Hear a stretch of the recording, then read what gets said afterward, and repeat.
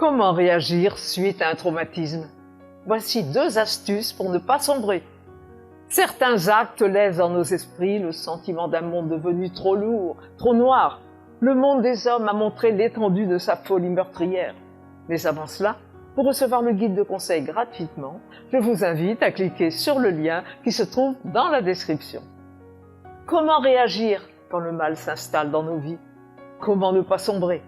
Je vous en parle juste après ça.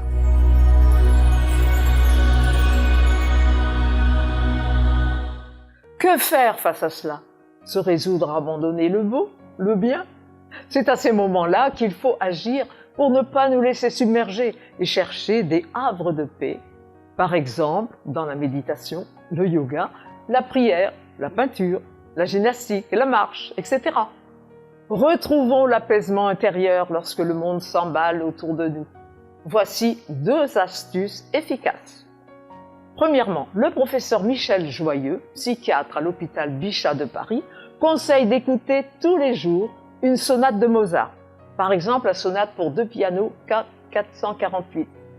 Au bout de 10 minutes, vous allez vous concentrer sur l'instant présent, vous sentir en meilleure forme, moins fatigué, laissant monter des émotions positives. Le monde devient plus vaste, plus beau. Vous sentez quelque chose qui grandit en vous-même, une impression de force, de bonté.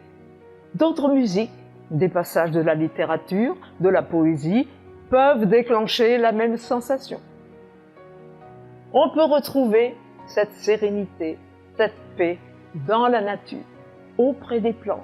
Il suffit de faire quelques pas dans un jardin public, parmi des fleurs, de sentir une feuille, une tige, un sentiment de pureté jaillit en nous, malgré la violence du monde extérieur.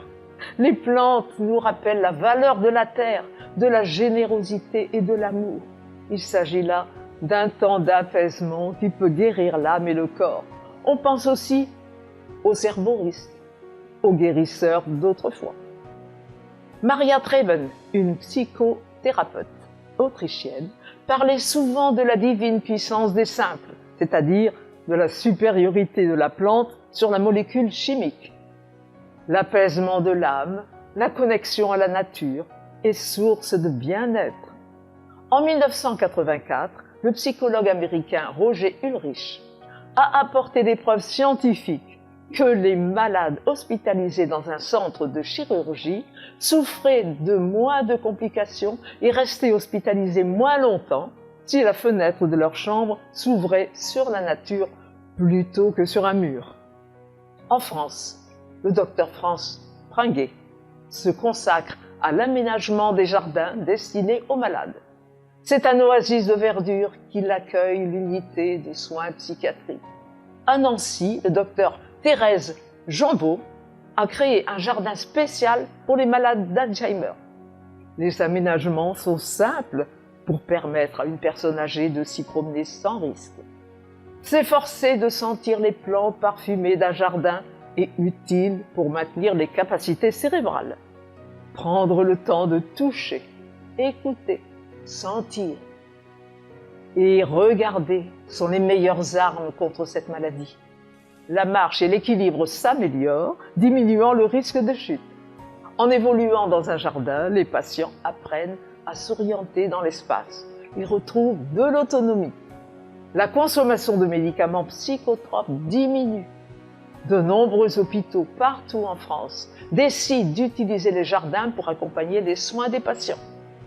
L'association Jardin et Santé recense les initiatives de jardins thérapeutiques.